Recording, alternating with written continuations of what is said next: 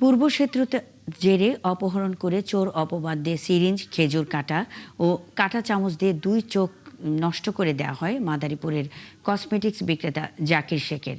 ঘটনার 1.5 বছর হয়ে গেলেও একজন আসামিও গ্রেপ্তার করতে পারেনি পুলিশ।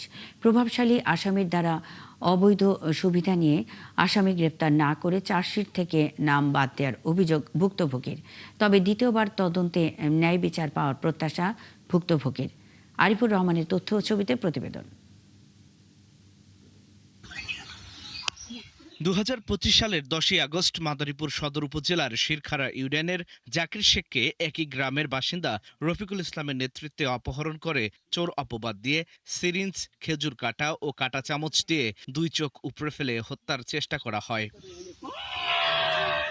এই ঘটনায় ভুক্তভোগীর স্ত্রী ঝিনুক বেগম বাদী হয়ে 16 আসামির বিরুদ্ধে মাদারীপুর সদর থানায় মামলা করেন। কিন্তু প্রভাবশালী আসামির দ্বারা পুলিশ প্রভাবিত হয়ে দীর্ঘ 1.5 বছরেও মামলার একজন আসামিও গ্রেফতার করেনি বলে অভিযোগ ভুক্তভোগীর। এছাড়া মামলার চার্জশিটে 16 জন আসামির নাম থাকা সত্ত্বেও 9 জন আসামিকে অবৈধ সুবিধা নিয়ে বাদ দেওয়ার অভিযোগও তার। কাটা চামচ দিয়া আর ওই খেজুরের কাটা দিয়া মনে করেন আমার চোখ খোঁচাইয়া পুরা নিশ্চিত করে যে এখন আর কোনো চোখে দেওয়ার কোনো ইচ্ছা নাই। আমি যেন একটা ন্যায় বিচার পাই, এই আকুল আবেদন আমি সরকারের কাছে করছি। পরিবারের একমাত্র উপার্জনকারী স্বামী অন্ধ হওয়ায় 9 সন্তান নিয়ে মানবেতর জীবনযাপন করছেন বলে জানান মামলার বাদী। আমার স্বামীর চোখ দুটো উঠায় ফেলাইছে, কিন্তু আমার ছোট ছোট ছেলে মেয়ে আছে, এগুলোই আমার স্বামীর উপরে সব ভরসা।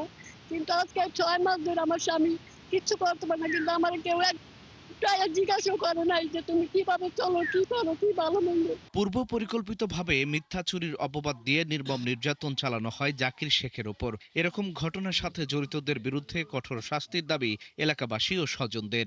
পূর্ব পরিকল্পিতভাবে এই জাকির শেখ যে তার চোখ তুলে নেওয়া হয়েছে, চার্জশিট বের করবে এরকম মিথ্যা কথা বইলা নিয়ে তারপরে তারা নাকি কত টাকা খেয়ে পুলিশে টাকা খাওয়ার পরে আমাদের এইটা সেটা দিচ্ছে। আমার ফুরে কইছে মানে হ্যাঁ পোলাপান আসলো 2 জন, পরে হ্যাঁ ভয় দেখাইছে যে অগো মারি গেলাম, ঠিক আছে, যে কয় টাকা লাগুক 50 লাখ লাগুক 1 কোটি লাগুক অগো মারি গেলাম। এদিকে মামলাটি পুনঃতদন্তের জন্য বর্তমানে ডিবি পুলিশের কাছে আছে বলে জানান অতিরিক্ত পুলিশ সুপার। আমরা এটা যথাযথ পরীক্ষা সহকারে তদন্ত করছি এবং আশা করি যে আমরা যে চূড়ান্ত ফলাফল সেটা আমরা সঠিকভাবে নিরূপণ করতে পারব। অন্ধ জাকির শেখ 9 সন্তান নিয়ে খেয়ে না খেয়ে মানবেতর জীবনযাপন করছেন।